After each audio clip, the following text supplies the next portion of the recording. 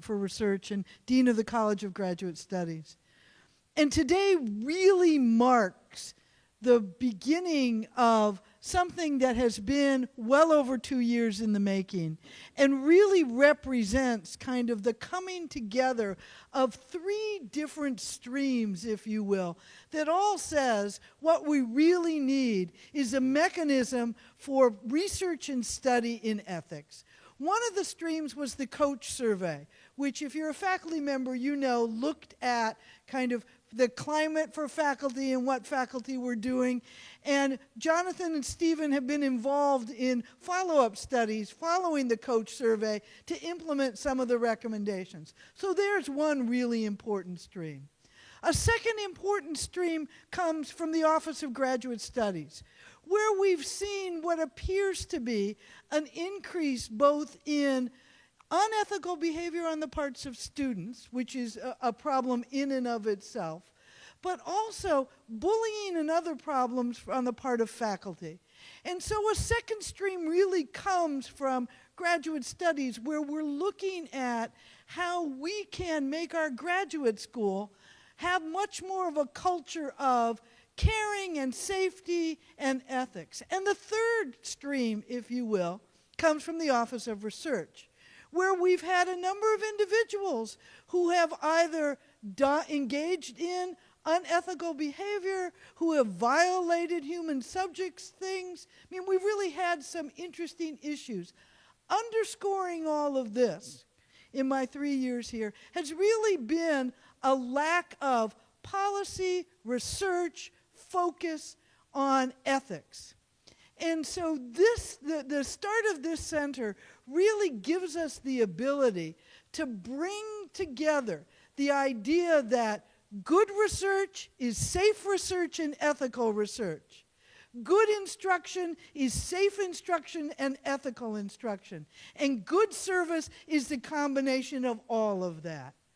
And so it gives me great pleasure, really, to be with you today to kick off the UCF Center for Ethics, because this really does give us a springboard from which all of you can both participate and get some benefit, and we can continue to make sure that what we're doing is really on the cutting edge, not only of the content. So we've always been pretty good on what we do. We've been a little less good on how we do it. And so this really fills in the other side. So now what we do and how we do it will be able to come together in a way that we can all be proud of. That said, I want to introduce the new director of the Center for Ethics, Dr. Jonathan Beever, and the co-director, Dr. Stephen Kuebler.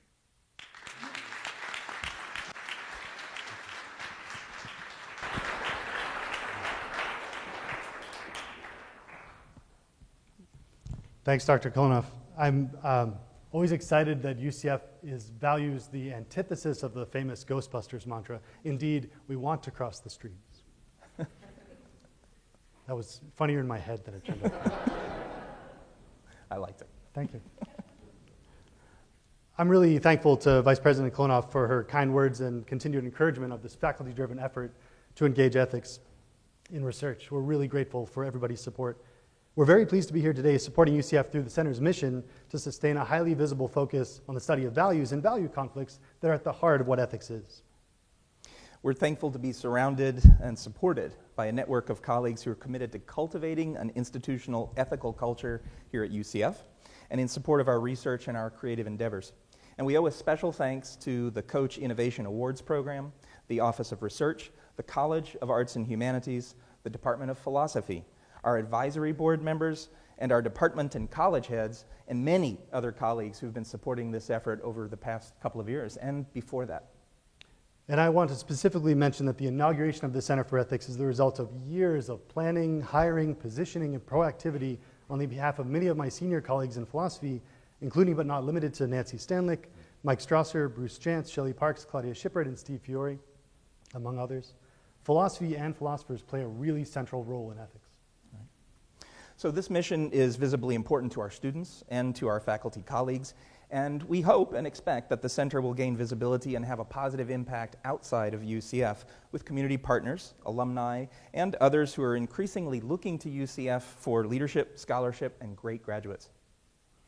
The importance of ethics is visible in the work of our administration, too, who work diligently to motivate our community to act ethically and to comply with policies and practices that support that ethical action. Yet our students and our faculty face constraints of time and curricular space. They want to engage in ethics when it's given focus.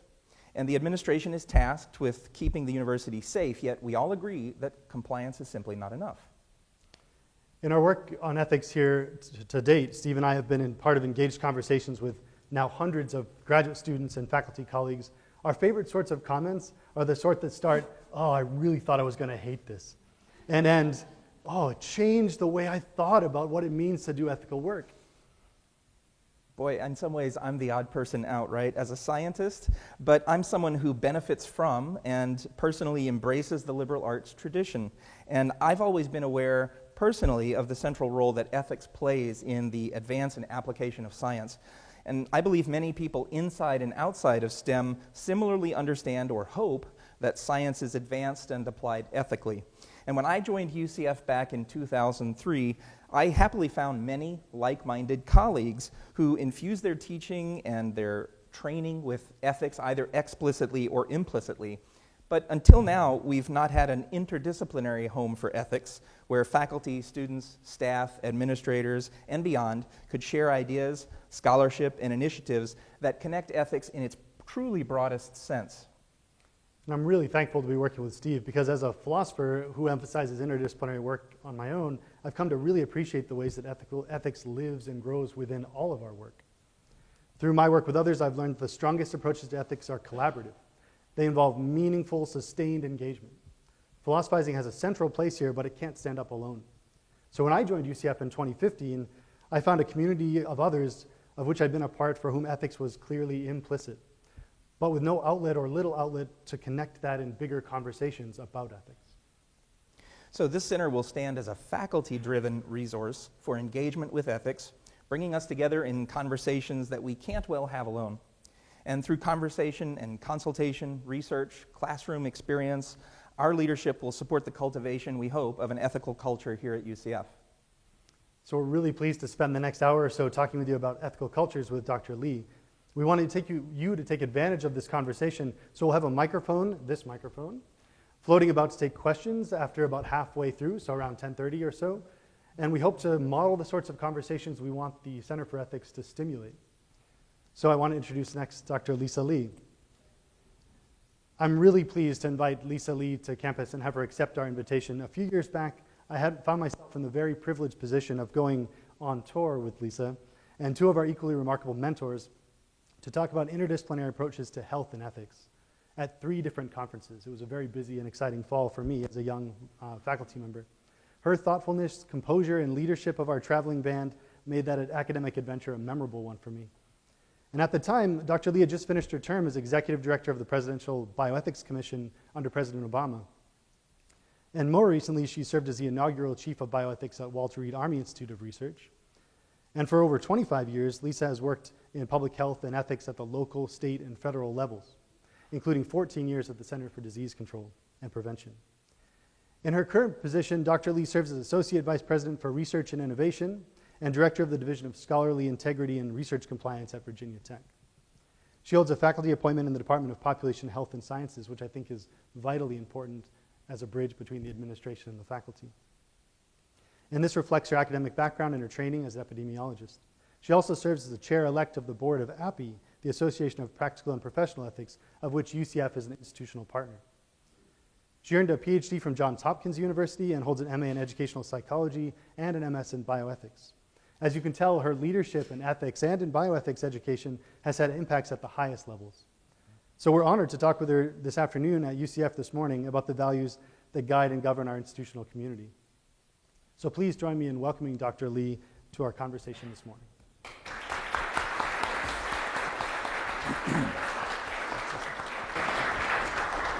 Thank you very much for the warm welcome. It is a delight to be here this morning. I want just to start by thanking Jonathan and Stephen for the invitation to be here with you this morning at this very important event. And really, my sincerest congratulations to both of you and to all of you for this initiative and for formulating this center and actually seeing it come to fruition this morning. So I'm delighted to be here. We're going to have a little bit of a fireside chat here as we go through a number of critical questions around creating a culture of ethics in a university community.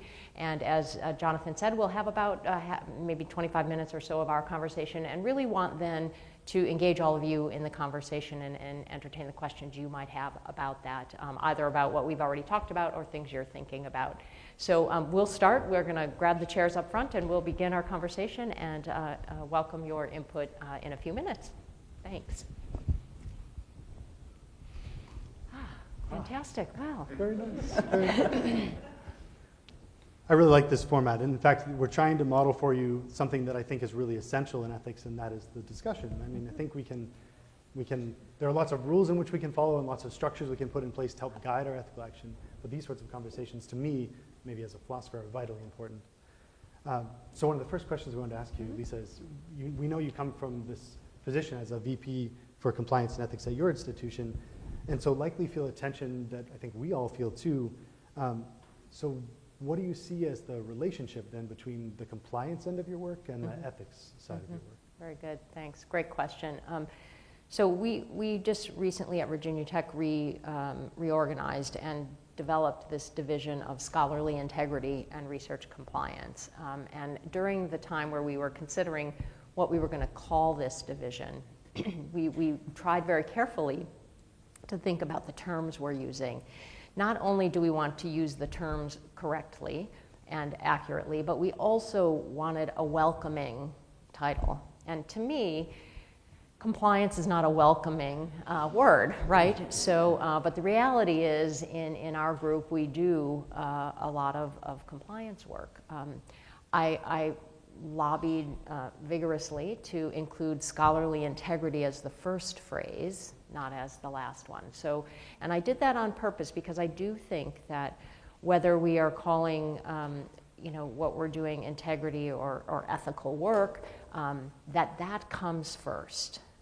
Compliance is what we perceive, and the folks who work with me in our group perceive as the last, the end of it, right? So if we can instill the spirit of integrity in science, if we can help every student and every researcher understand why they're doing what they're doing, and the fact that mostly I work with researchers, but this includes creative endeavors as well, but that we're all here doing our work and engaging in our scholarship to make the world a better place.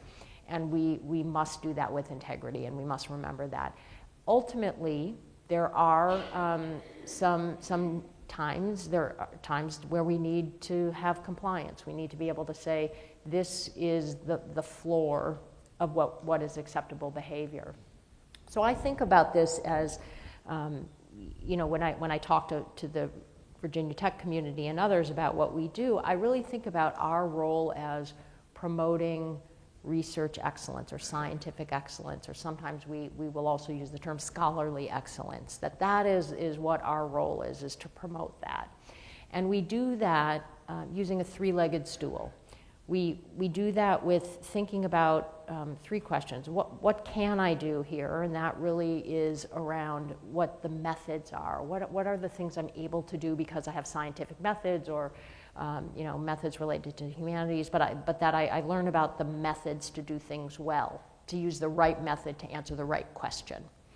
The second leg of the stool is really about what I'm permitted to do or not permitted to do. And that's the regulatory part, that's the compliance part. That is, if I'm going to do a study and I'm going to engage human beings as subjects in my research, I have to submit something to the IRB.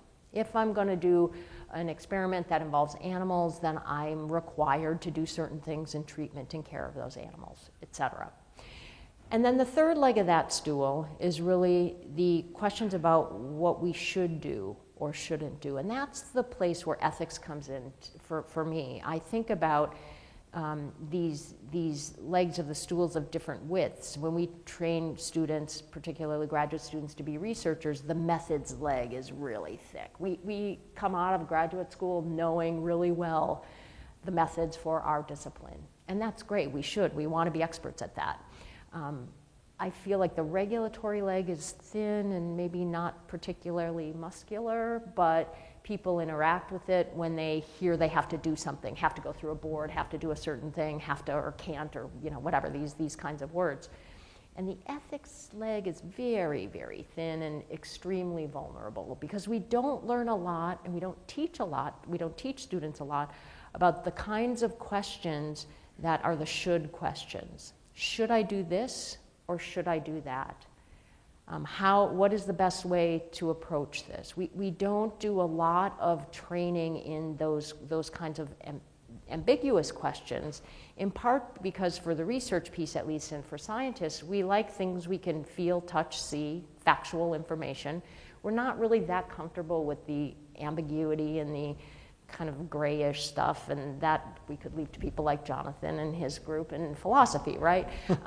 But it's inevitable that as a scientist, as a researcher, as somebody who's creating something to improve human flourishing, that we're going to run across things that we're not sure about.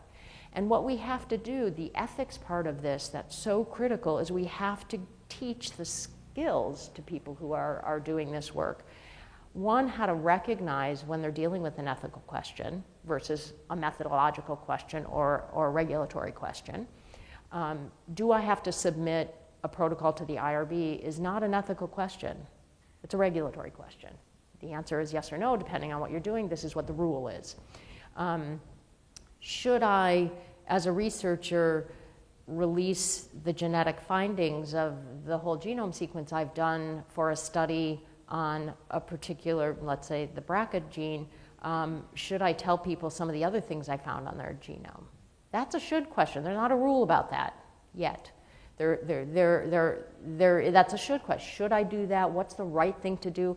And what I really try to emphasize in terms of this difference between ethics and compliance is the should question, there are methods to answer that. And what we have to do is teach students and researchers how to approach that question, just like we teach them how to approach a methodological question.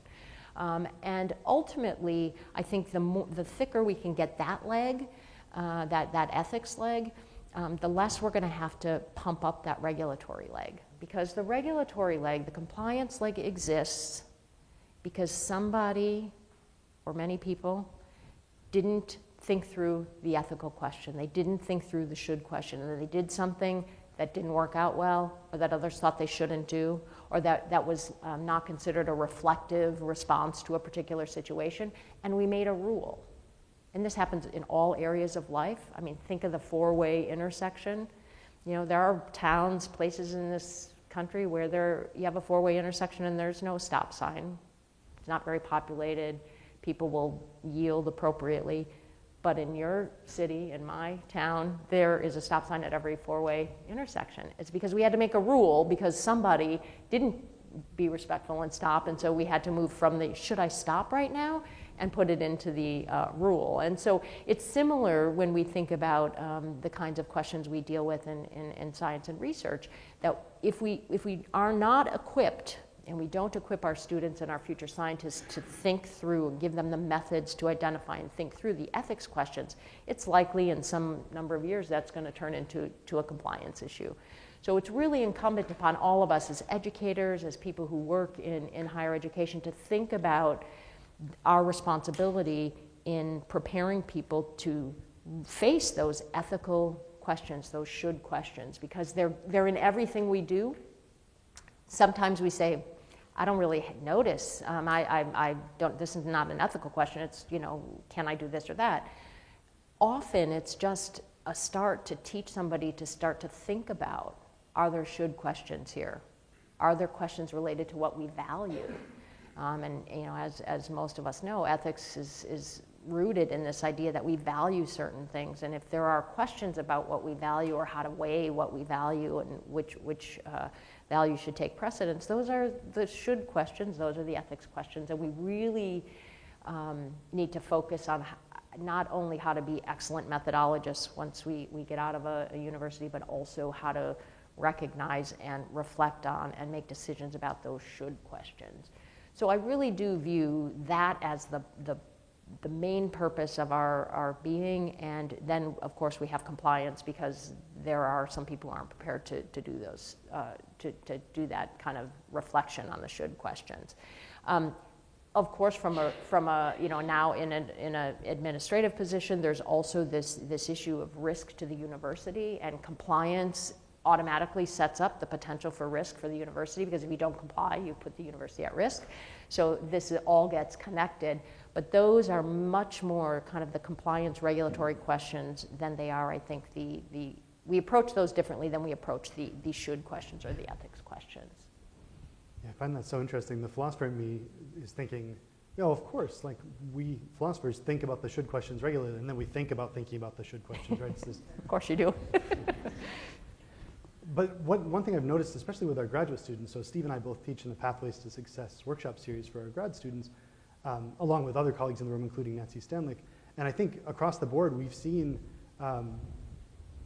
graduate students who are some graduate students who are very keyed in to a very specific subset of should questions. Mm-hmm. So I'm thinking here of my nursing students or my biomedical scientists, mm-hmm. or even my anthropologists, who have been trained that there are particular should questions that they need to pay attention to. Right. But they don't think about should questions in the general philosophical sense. Mm-hmm. So I was thinking selfishly as you were speaking, like, great, your call is that everyone in this room should become a philosopher. And I think that's brilliant, completely agree. But instead what's happened is the push to think about should questions has been under this umbrella of integrity. Right. And one of my pet peeves is that integrity is incredibly slippery. It's really hard to pin down exactly what that means, mm-hmm. and to what it applies. And yet it's a big piece of the ethics and compliance puzzle at institutions. So our next question for you was, what do you see as the biggest threats to this umbrella problem of integrity at our institutions? Yeah. I think a lot about what are the threats to scholarly integrity. I mean, we exist in higher education for many things, but and depending on what kind of institution we're in, at Virginia Tech, we exist to prepare our students to be the next generation of leaders, whether they're scientific or creative or engineers, whatever they might be. We believe a lot in creating well-rounded students who are leaders in whatever field they're going to be in. And I think that when we think about the other kinds of jobs of a university, like we are a land-grant institution at Virginia Tech, so we have a lot of obligations to our Commonwealth and to the well-being of the people in the Commonwealth. We also, train researchers and want people to solve the very challenging problems we have as a society. What would get in the way of that? What are the threats to us doing that well? There are a number of them, and many of them are I was about to say well argued, but I don't mean that they're argued well. I just mean that there's a lot of argument about them in the media. Some of them very poorly argued, unfortunately. But I do think that we hear things like the handful of bad apples who cheat, who make up data, who make the headlines for doing bad things with human subjects or for not following the rules around animals care and use or select agents and laboratory practices, these kinds of things. And I think those are perennial problems. I mean, there are always a handful of people who won't do the right thing for whatever reason. And I think that has been a threat to academia and in the academy forever and will continue to be so. I don't think that's what the big issues are. I mean, yes, they're big for the department or the institution for which this happens, but my sense of what the real looming threats are to integrity over the next decade or so really has to do with the model of how we pay faculty, how we fund research, how we approach conflicts of interest. These are things where they all boil down into this issue of objectivity in research. And now many people say, well, and I agree that conflicts are inevitable, and that's likely true. We have conflicts between values or our own interests. It's not that we'll wipe ourselves clean of conflicts. The idea is, how do we surface those, talk about those, and manage those? And most universities, including yours and mine, have a robust system where we have to disclose what our potential conflicts are, and then we have to have a plan to manage that if we're involved in research, and that's, for the most part, works very well. I'm talking more about kind of, as a society, how we decide to fund the kind of work we're doing. And as governmental funding of research declines, industry is filling in many ways behind that and offering research dollars to faculty. And that introduces a different dynamic in terms of conflict and conflict of interests and conflicts of commitment as well. And I think to expect a brand new assistant professor who is in a research-heavy field to go forward and do the good work we need them to do with funding that has strings attached is a real challenge. And it's not that it's impossible to manage that, but back to my earlier comment, if we're not preparing people to identify and address these kind of should or ethical questions, then we basically put this person in a position to not be able to really handle that in the right way. So it's not so much that there's a single, for me, that there's a single thread. It's really a combination of how we fund science and research, how we prepare or don't prepare researchers for handling these challenging situations, which I do believe can be managed and should be.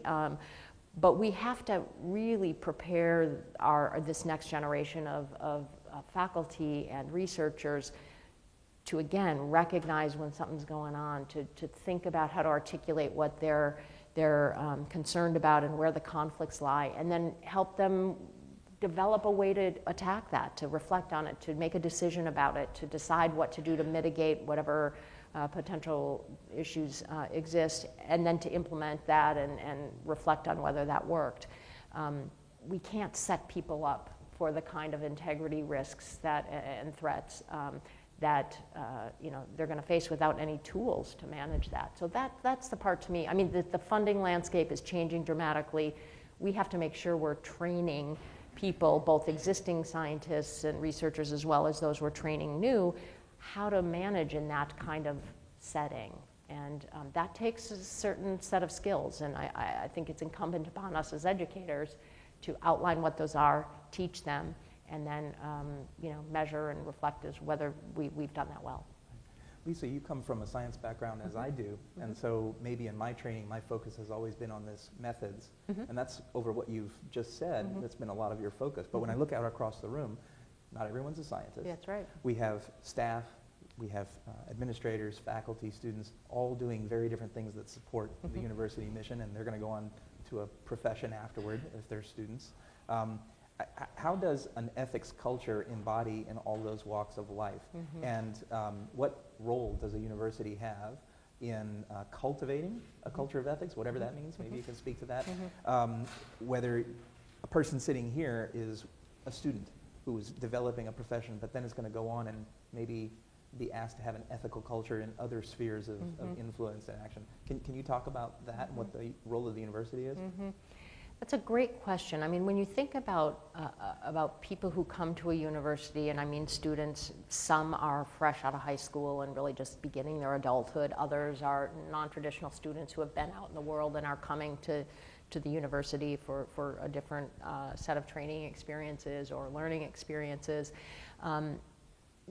I think the community of a university is uniquely positioned to have this culture of ethics, to think about ways in which ethics is visible, Many of us, well, let me ask for it. How many of you in the room here would say that your moral compass points north or close to north? Yeah, I'm thinking most everybody. Yeah, look, it's pretty much going to the right place, right? So interesting, because I heard a couple of, what does that mean? I know, okay, so that you are a good person. How many of you in here think your moral compass indicates you're a good person? For everybody here, raise their hand. Don't forget to take a moral compass. There you go, there you go. You're welcome for that. I think there's no doubt that we approach our lives in the way that works for us, and that means, you know, our moral compass is in alignment with the way we act and how we view things. When we come to a university and enter into, you know, commit to a department and enter into a discipline or training for a particular discipline, there is also the field-specific or discipline-specific moral compass, right? That in some ways might be different than my own personal one. And part of creating this kind of ethical culture is ensuring that whatever discipline, whatever department, whatever student experience a person has, is that they are enculturated into what is that discipline's moral compass. What are the professional expectations for somebody who wants to call themselves a fill in the blank, right? So as an epidemiologist, I think a lot about, you know, what kinds of things are important, what kind of should questions, Jonathan, you mentioned before, that people learn a certain set of should questions in their own discipline. Those are really important. Not just what they are, but how the profession got to an answer to those kinds of questions. And so in a university or in an academic situation, it's really important for us to think about the future of our disciplines. Those are students. Those are every one of you who's a student here. You are the future of your discipline. That matters. You are ambassadors for your discipline. You are going to carry forward what your discipline expects you to do. And I hope you, before you leave, you know what that is.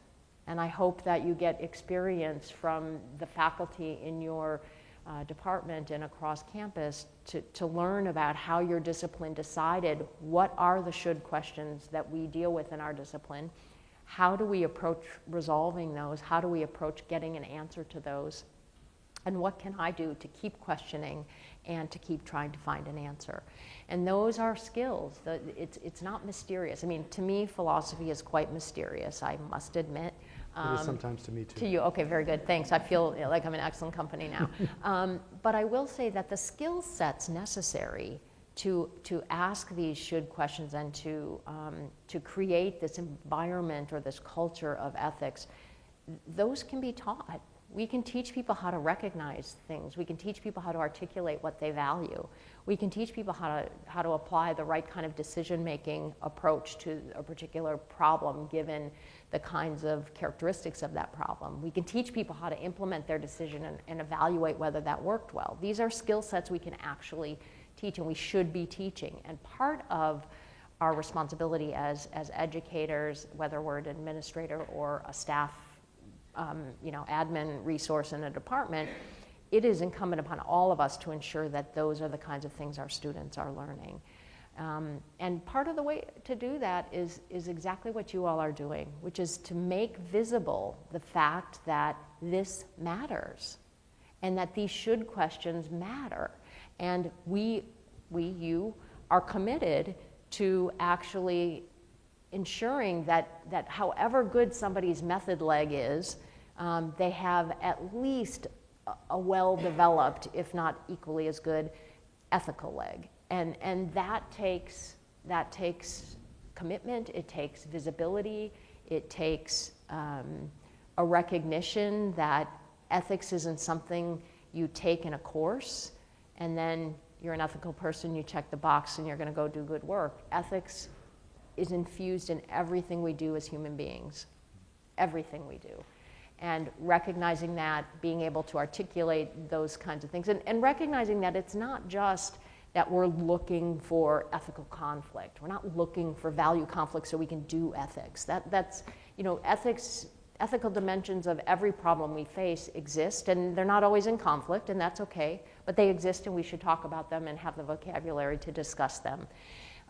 We also know that when we teach people how to quote unquote do ethics, we're really talking about examining the entirety of a situation and thinking about what do we do here, what should we do here, all things considered, because you can do one slight change in facts or in what the weight you put on different values, and that does change the outcome. And it's important that so we don't think that ethics is willy-nilly and whatever anyone thinks, and your ethics are different than mine and we come to a different, there's no use doing it. That's actually not the case at all.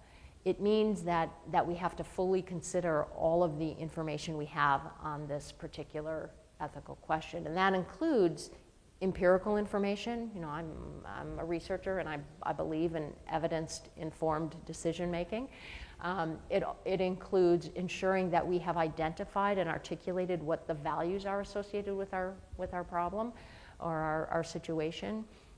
And it importantly, at least in my field in public health, where what I do actually, I hope, makes a difference or has an impact on communities, that the third input into our thinking ethically is what is the lived experience of the person who, or the people who are going to be affected by what I'm doing. Now that is something that engineers think a lot about, that many biomedical scientists think a lot about, but all of us should be thinking about that. What is the lived experience of the people who will be affected by what I'm doing? And those three pieces of information that we have to consider in terms of making these decisions about the should questions can change. So in public health, for example, you know, sometimes we have to make really critical, important decisions that have great impact on people's lives with very little empirical evidence. And so we do the best we can. We consider the values and the lived experience. We think about, okay, what should we do here? And then as more evidence becomes available, we have to be open to revisiting that, because that additional evidence might actually be a game changer. It might change a lot about what we do there. The same thing with thinking about, you know, how to weigh the values. You know, we say we are institutions of higher learning. We value education and educating our students above all. And all things being equal, that might be true, but we also have to consider other values we have. And sometimes a change in the weighting or the facts can change how we look at that. So, and the third piece that also in my own field in public health that matters a lot is this lived experience. If I think from my perch as an infectious disease epidemiologist that this way is the way to go, and I don't consider the lived experience of someone, and that actually causes the effects cause those people to do exactly the opposite of what I hope they'll do, I have failed in considering that as part of the input into the should question. So all three of those pieces are really important as we make any decisions about what to do with respect to our role in human flourishing. Thinking about ways to help the administration, to help students, to help everyone in between think about ethics and think about these things is critically important. Yeah, I really love, Steve, that you helped us think about the connections across the spectrum of stakeholders in the university, including staff and faculty and students and administrators. And it might be a good time now, if it's okay with both of you, to invite the audience to ask questions you've got about an ethics culture at UCF or ethics in general. And we'd really like to engage you directly in thinking about what it would take to build an ethics culture and experiences you've had, good or bad, with ethics. If you've got questions, we have a microphone that can float around that our friend Joel Gonzalez will walk around to you. Yeah, just please raise your hand to begin. Yeah, right back here in the center. Hello. Hi. I'm a bit nervous, sorry. It's okay.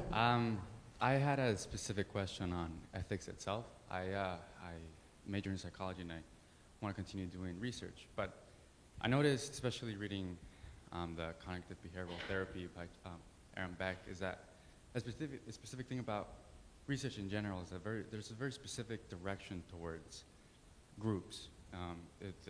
It seems that the focus is, or the ethical effort is to benefit a population as best as you can. And that seems like, at least at face value, a very good way to approach it.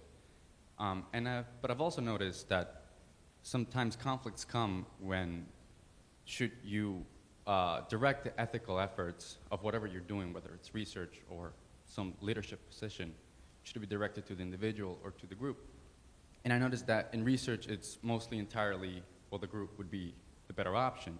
And I think that's, of course, a philosophical nature or a philosophical question in nature. But I wanted to know if you think that there should be a divide in how we think about should we be ethical to the individual, or should we be ethical to the group? Should that divide, because it does exist, should that divide be natural? Is that divide just misguided in what ethics actually means?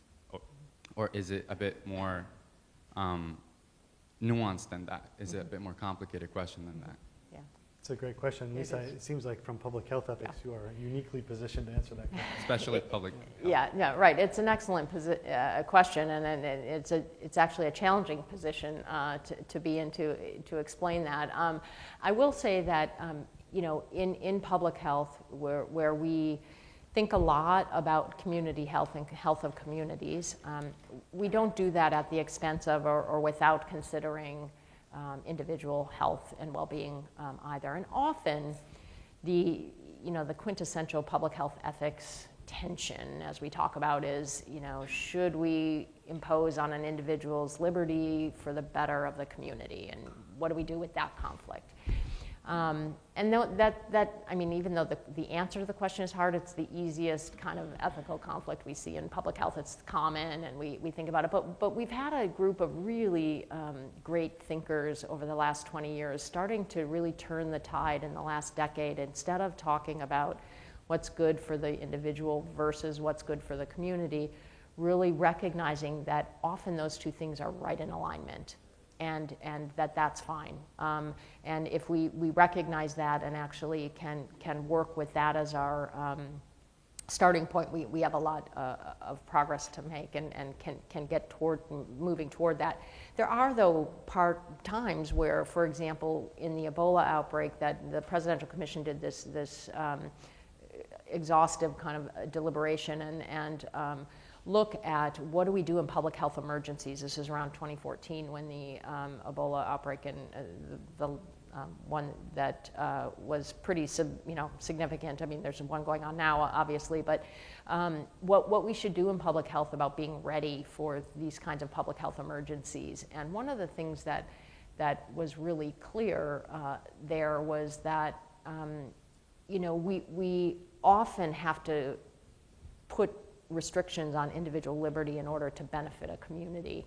And even though that feels like a pretty major conflict, often that's what's good for the individual as well. And how we work through that as a community is really important. So this is one of those decisions and one of those situations where the right decision-making mechanism about what to do, for example, when healthcare workers came back from West Africa and had worked on the Ebola outbreak, should we require that they be in quarantine, right? And even if they're not having symptoms and all this stuff. So this was the tough question.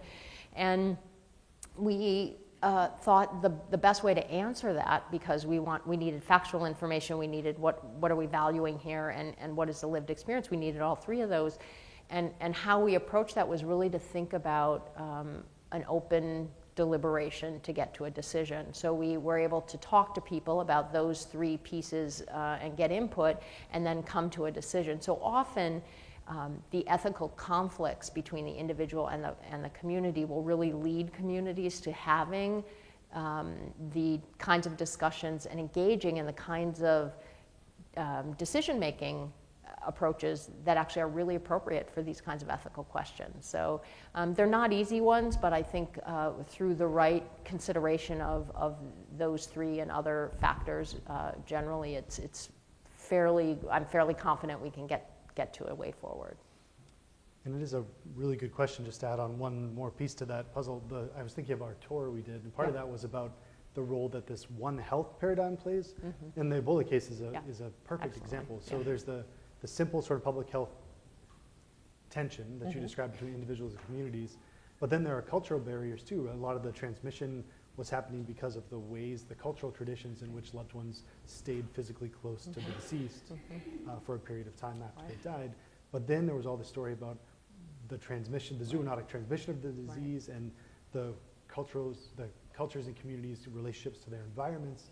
So I think it's a much bigger story even there, and there's lots of ethical conflicts that, again, we might focus as public health ethicists on the human aspect, but then this is what's so fascinating to me about the One Health thing, because the environment and the animals come in as equally important considerations in those ethical discussions. Claudia in the back. Wow, this wasn't as bad as I thought it was going to be. Well said. Thank you for what you've said. I'm glad that you talked a little bit about the changing university and the threat to the academy in some ways. I'm in an agreement that we can teach the kind of skills of asking the should questions, but will we?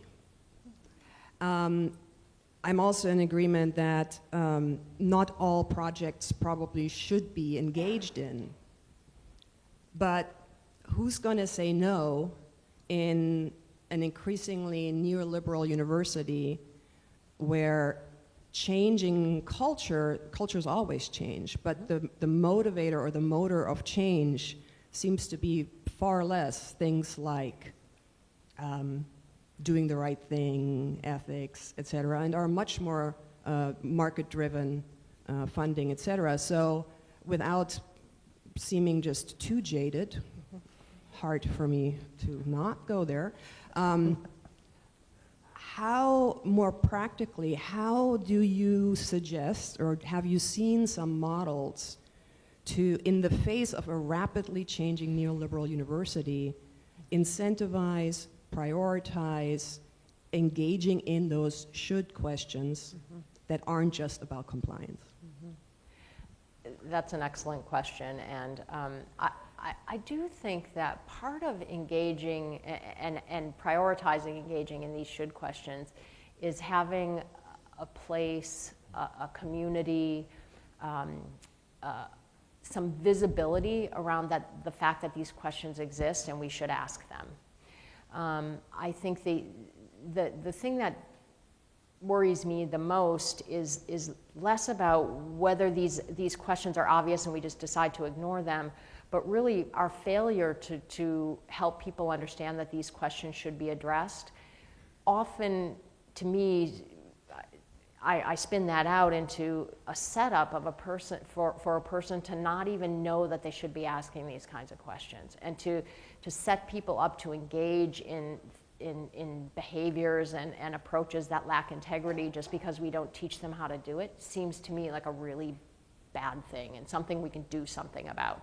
You know, we have to equip people to be able to recognize and ask these questions before they're going to be asked. And so a very practical thing is, let's do that. Let's have a center. Let's have a community of practice. Let's infuse this kind of learning and teaching across our disciplinary barriers. And then if somebody decides to ignore it and whatever, that's a totally different question and a totally different response than if, and a different problem than if we just fail to help people learn how to address this stuff or even recognize it. I mean, I teach ethics and research ethics and scholarly integrity, and one of the first exercises I do in my effort to actually teach people how to identify ethical dimensions of a problem is I'll hand out a couple of case studies and I say, okay, read the case study, which is a paragraph or so long, and write down all of the ethical dimensions in this case study. And I can't tell you how many people can't think of a single one. And that to me just indicates how much we have to teach people, students especially, the next generation who are going to carry on our disciplines, the kinds of skills to identify, recognize, articulate these things.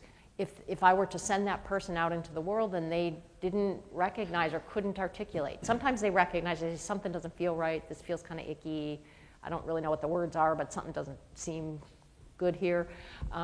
That's not enough either, right? We've got to be able to articulate that. And to send somebody out in the world without that, to me, seems like a real failure of higher education. You know, Lisa, you talked about how looking at some of these problems, if we think about the goals of the individual and the community, they're often more aligned than you think. I wonder if that same thinking applies here. I wouldn't want to endorse the market and its desires as being the end-all be-all for how to make good decision making, but I think if you unpack some of those case studies, it's remarkable how over the long term, what the market would actually need and what would correspond to good decisions are actually aligned. If I think about decisions that maybe led Volkswagen to, you know, install equipment that would fake diesel emissions, look at how it impacted the company over that medium to long term and the trust it eroded. Wish people had thought maybe over that longer term. Yep. Yeah. Yeah. Just to add a story that I've shared with both of you already.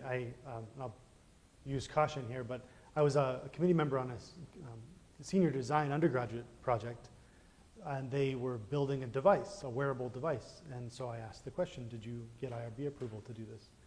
And they said, oh no, we were focused on the technical aspects, you know, we didn't bother, it was too much beyond the project.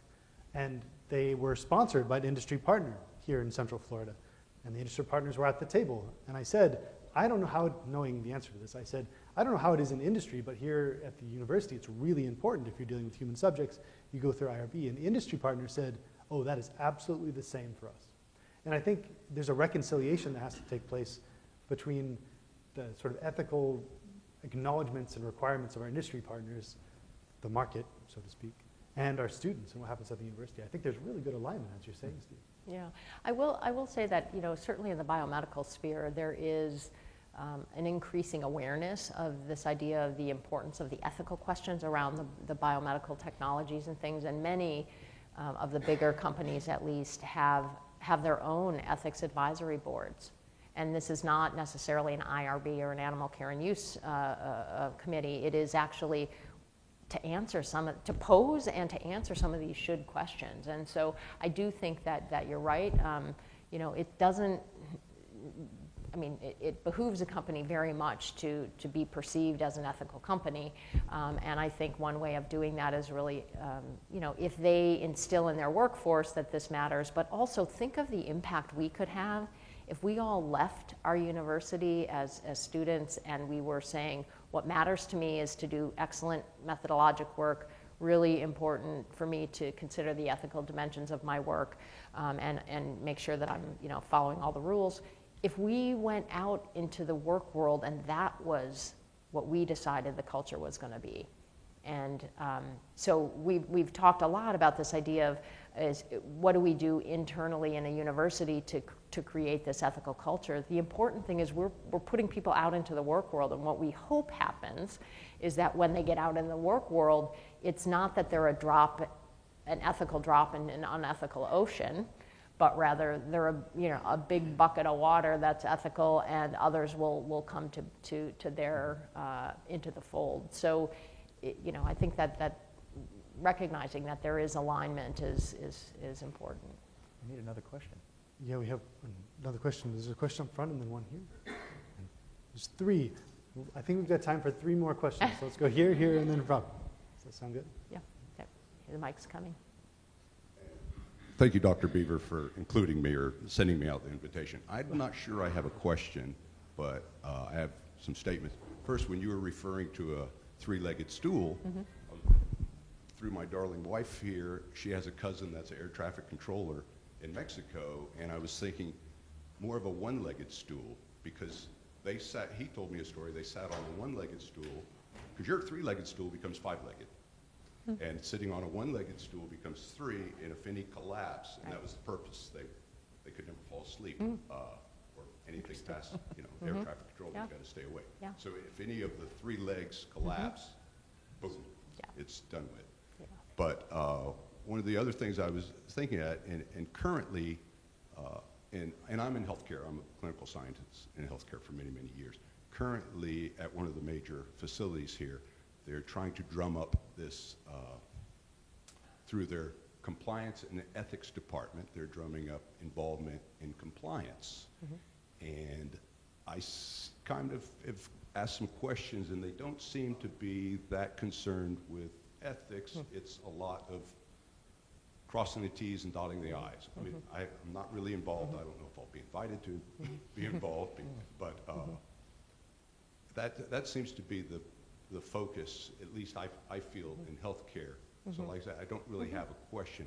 But then on my other term, as far as compliance goes in ethics, I feel like it's a lot of misunderstanding.